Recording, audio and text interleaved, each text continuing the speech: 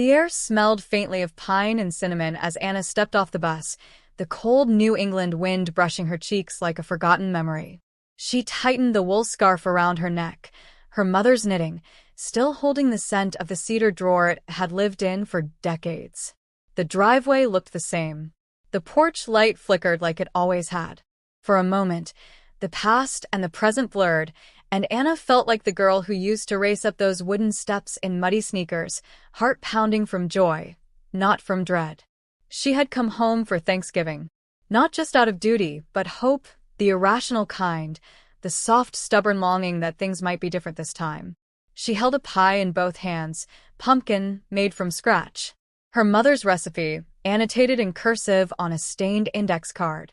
She had even folded the crust edges the way her mom used to, not too perfect, just enough to say, "I remember."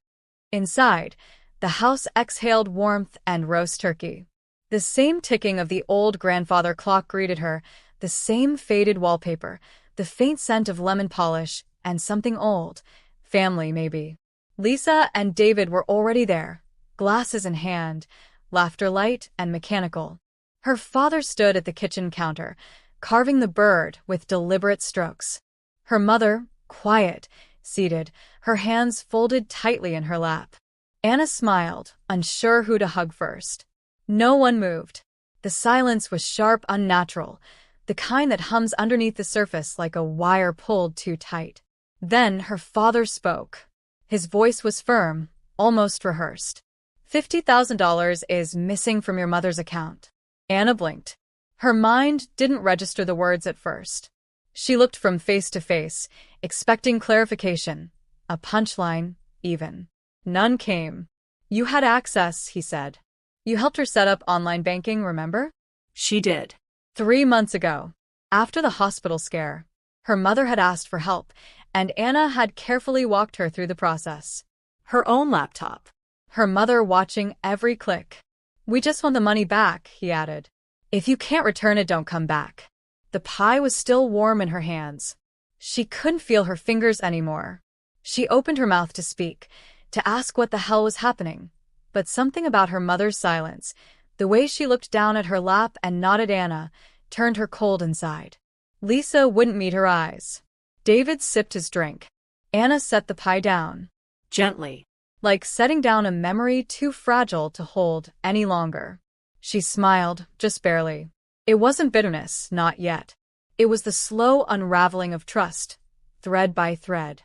She didn't cry. She wouldn't give them that. Not now. Not yet. "I see," she said, her voice almost too steady. And just like that, Thanksgiving was over before it even began. Anna had always imagined betrayal as something loud, a slammed door, a shouting match, some melodramatic explosion like in the movies. But in reality, it came quiet. It came with a crisp manila folder and her sister's overly calm voice saying, "We just need to go through a few things." It came with receipts printed on glossy paper, highlighted with accusing strokes of yellow. Her name. Her login. Transactions she didn't recognize. Multiple withdrawals over the course of 3 months, David added, laying the evidence down like cards on a table, as though the truth could be built from paper and numbers alone. His voice had the flatness of someone who'd already made up their mind. It was the voice of a man who thought he was being fair. Anna's eyes scanned the documents. $600 here. $1,200 there. Most of the charges were online. Transfers to a secondary account she didn't know existed, one linked to her mother's bank. All of it under her credentials. Her laptop. Her IP address. Lisa chimed in, arms crossed, voice sharper than usual. "We trusted you. She trusted you. You're the only one who had the passwords. Unless Mom suddenly decided to become a crypto investor." A beat of silence. Then laughter. David actually laughed. Anna looked at her mother, searching for some flicker of defense, a shred of uncertainty in her expression, something that said, "I know my daughter." But Evelyn just sat there, gaze lowered, fingers wrapped tightly around the hem of her sweater, twisting it, wringing it like a cloth full of water. She was wearing the blue cardigan Anna had given her for Christmas last year. "Tell them," Anna said quietly. "Tell them I didn't do this." Her mother didn't speak. The air in the room shifted. Not like a storm, more like suffocation, slow and steady. Anna felt the floor fall out beneath her. Not physically, but in that cruel, internal way, the kind of fall that doesn't leave bruises but still breaks something. David's words returned, flat and absolute. "If you can't return the money, don't come back." She opened her mouth and closed it. Anything she said now would sound like desperation. She didn't know what had happened, but they had decided. The story had already been written. Her character already cast. And in that moment, Anna realized something colder than betrayal. They had been waiting for her to fail. The evidence wasn't just paperwork. It was memory, resentment, years of friction wrapped in polite smiles and buried judgments. She stood up slowly. No defense. No anger. Just silence. Her hands trembled slightly as she reached for her coat. No one tried to stop her. No one followed. As the door shut behind her, Anna didn't cry, but something inside her did. Quietly, without permission. The cold outside bit through Anna's thin coat as she stepped onto the street, the weight of the door closing behind her still heavy on her shoulders. The world she once knew, the world where trust was currency, felt suddenly alien, like she had been exiled from a familiar land. People passed by, their faces blurred, indifferent to the turmoil swirling inside her chest. She was invisible now, not just to strangers, but to the ones she had counted on most. Every step echoed with the sting of rejection, a slow unraveling that seeped deeper than the momentary shock. The betrayal she faced wasn't only from accusations or evidence, but from the hollow spaces where love and belief should have lived. She could almost hear the ghost of laughter that once filled the rooms of her childhood home, now replaced by cold silences and whispered doubts. Anna wandered aimlessly, her mind a whirlwind of memories, flashes of childhood warmth, shared secrets, the proud smiles of her mother. How quickly those smiles turned into suspicion, those secrets into weapons. The weight of being cast aside was heavier than any accusation. It wasn't just the loss of reputation, it was the loss of belonging. She found herself at a small park bench, cold and uninviting, but it was all she had. Sitting down, she closed her eyes and tried to steady her breath. The world felt distant, muffled, as if she were underwater, watching life go on without her. The faces of those who once cared felt like shadows in the fog, unreachable and fading. Anger began to bubble beneath her skin, not the fiery kind that demanded confrontation, but the slow, burning ache of injustice. She had done nothing wrong, yet here she was, discarded like a broken object. She wanted to scream, to shout, to make them hear her truth. But the silence around her was deafening. Yet, amid the despair, a small ember of defiance flickered. Anna clenched her fists, feeling the rough texture of the cold metal bench beneath her. Maybe they had turned their backs, but she hadn't given up on herself. Maybe this rejection was a cruel beginning, a painful shedding of old skins that would one day reveal something stronger underneath. For now, though, she let the tears fall quietly, hidden behind closed eyelids, mourning not just the accusations, but the family she feared she had lost forever. The days that followed were heavy with silence and uncertainty, but deep within the shadows of Anna's fractured world, a faint glimmer began to stir. It started as a quiet intuition, a whisper in the back of her mind that something was not as it seemed. Amid the sea of doubt and accusation, a subtle clue surfaced, like a fragile thread woven into the tapestry of her unraveling life, waiting to be grasped. It was an old letter, tucked away in a forgotten drawer, its edges worn and yellowed, forgotten by time but now suddenly heavy with significance. The ink had faded, yet the words remained legible, speaking of secrets that hinted at truths beyond the surface, secrets that others had tried desperately to bury. As Anna held the letter, her heart raced with cautious hope, the first spark of clarity in weeks. Her mind raced to piece together the fragments. Who had written it, and why? What hidden connections had she overlooked in the chaos of accusations? Every line seemed charged with meaning, as if the letter itself was a silent witness waiting to be heard. It spoke not only of betrayal but of protection, sacrifice, and a tangled web of relationships that suddenly reframed the story she thought she knew. This small discovery shattered the isolation that had imprisoned her thoughts. For the first time since the accusations, Anna felt a pulse of agency, a fragile but growing belief that the truth might still be uncovered. The silent walls around her began to crack, allowing slivers of light to seep through. It was not a grand revelation, but a quiet, steady clue that whispered promise of justice. With trembling hands, she folded the letter carefully and tucked it close, a talisman against despair. This clue was more than a piece of paper. It was a lifeline, a bridge back from the abyss of rejection and doubt. As the days stretched on, Anna's resolve hardened. She knew the path ahead would be fraught with resistance and pain, but armed with this newfound hope, she would seek the truth relentlessly, no matter how deeply it was buried. In that fragile moment, amid the storm of emotions, the first true step toward redemption was quietly born. The courtroom was tense, every breath weighted with anticipation, as the veil of silence began to lift and the long-buried truth edged into the harsh light of day. Anna sat rigid, her heart pounding in her chest like a trapped bird desperate to escape. The faces around her, once cold and distant, now flickered with uncertainty, some even tinged with regret. The evidence was unfolding slowly, carefully, each piece a chisel stroke against the wall of suspicion that had encased her. Witness after witness stepped forward, their testimonies weaving a narrative that shattered the falsehoods and misunderstandings built so meticulously against her. It was not a dramatic spectacle, but a subtle unmasking, where the quiet details told louder truths than any shout could. The old letter, that fragile thread she had clung to, was joined by other overlooked fragments, emails, faded photographs, muted confessions whispered under pressure, all converging to reveal the real story. Anna's eyes darted from one speaker to another, absorbing each revelation like a lifeline thrown in a stormy sea.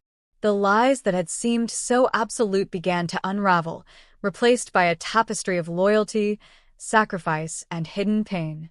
The weight of doubt that once crushed her spirit lifted, replaced by a cautious, fragile hope.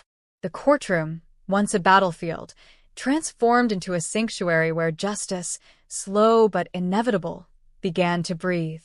In that moment, the silence that had enveloped Anna shattered not with noise, but with the undeniable power of truth. She felt an unexpected wave of emotion, a mingling of relief, sorrow, and a quiet triumph, as the story she had carried alone for so long was finally heard, believed, and embraced. The journey from accusation to vindication was far from over, but the darkest chapter had passed, leaving behind a path illuminated by the unwavering light of truth. The moment Anna stepped beyond the courtroom doors, the weight that had pressed down on her chest began to ease, though the scars of the battle still throbbed beneath her skin. Outside, the world seemed both familiar and strange, like a landscape she once knew but now saw through eyes reshaped by pain and perseverance. Each step forward felt heavy, yet purposeful, as if the ground beneath her was steadying in response to the truth she now carried like a quiet shield. The journey home was not marked by fanfare or celebration. Instead, it was cloaked in a somber calm, a reflective silence filled with the echoes of everything she had endured. The faces of those who had doubted her flickered in her mind, not with anger, but with a deep, bittersweet understanding that healing was not immediate, that trust rebuilt must grow slowly. Yet beneath it all, a flicker of respect had begun to take root, fragile but real. At last, Anna entered the sanctuary of her own space, a place untouched by suspicion, where memories both painful and precious lived side by side. She laid down the evidence of her vindication, the letter, the documents, the silent proof, like stones marking the path she had traveled. In the quiet, she allowed herself a moment to breathe, to feel the weight of the truth settle in her bones. This was more than a victory. It was a reclamation of self, a resurrection from the shadows of doubt. Though the world outside may never fully erase the past, Anna knew she carried within her the unshakable core of truth, a beacon to guide her forward. Her story was no longer one of silence and accusation, but of resilience, of a spirit unbroken and rising. She walked forward, not just as a survivor, but as someone reborn, holding the power of her truth like a steady flame against the dark. The path ahead was uncertain, but with the truth as her compass, Anna was ready to face whatever came next. In the quiet aftermath of the storm, Anna felt an unfamiliar weight settle, not one of accusation or defense, but of finality. The ties that once bound her to a world that had turned its back now felt like chains she needed to break. Each memory, each whispered doubt, each lingering shadow of mistrust had carved deep grooves in her heart, reminding her that some bonds, no matter how cherished, could become prisons. She stood at the crossroads of past and future, her gaze fixed on a horizon both daunting and promising. The faces of those who had once stood beside her flickered briefly in her mind, their expressions blurred by disappointment and regret. But there was no room for bitterness now, only a sober recognition that to move forward, she had to sever what no longer served her peace. The decision was not born of anger, but of self-preservation, a quiet assertion of her right to define her own path. With deliberate calm, Anna began to let go of expectations, of fractured relationships, of the pain that tethered her to a place that no longer felt like home. It was a painful shedding, like a snake leaving behind old skin, raw yet necessary. The silence that followed was not empty, but filled with a faint hum of newfound freedom, a space where healing could take root. Though the act of severance carried its own sorrow, it was also a testament to Anna's strength, a declaration that her worth was not dictated by others' judgments or past wounds. In breaking these ties, she reclaimed herself, forging a future unburdened by the weight of betrayal. And as she stepped forward into the unknown, there was a quiet courage in her stride, a promise whispered to herself that whatever came next, she would face it on her own terms, whole and unshackled. In the quiet aftermath of separation and loss, Anna found herself standing at the threshold of something fragile yet vital, healing. The wounds etched deep within her spirit did not vanish overnight. They throbbed with memory, aching reminders of battles fought both within and without. Yet, amidst the ache, there was a whisper of hope, a subtle promise that pain, though persistent, could be transformed into strength. Each day became a small act of courage, a deliberate choice to reclaim the pieces of herself scattered by doubt and despair. She sought solace in the gentle rhythms of routine, in the warm embrace of moments untouched by conflict. Slowly, the heavy shadows began to recede, replaced by a growing light that pulsed with quiet resilience. Healing was not linear, nor was it swift, but it was real, woven through with patience, self-compassion, and the unyielding will to move forward. Anna discovered the power of forgiveness, not to erase the past, but to free herself from its chains. She learned to listen to her own voice, once drowned out by judgment and fear, now rising with clarity and resolve. The world beyond her wounds beckoned with new possibilities, invitations to rebuild, to connect, and to thrive on her own terms. Though the scars remained, they no longer defined her. Instead, they marked a journey of transformation, a testament to endurance and hope. With each step forward, Anna embraced the uncertainty of the future with quiet courage, carrying the hard-earned wisdom of survival in her heart. The road ahead was open, wide with promise, and she walked it with a renewed spirit, whole, healing, and ready to continue.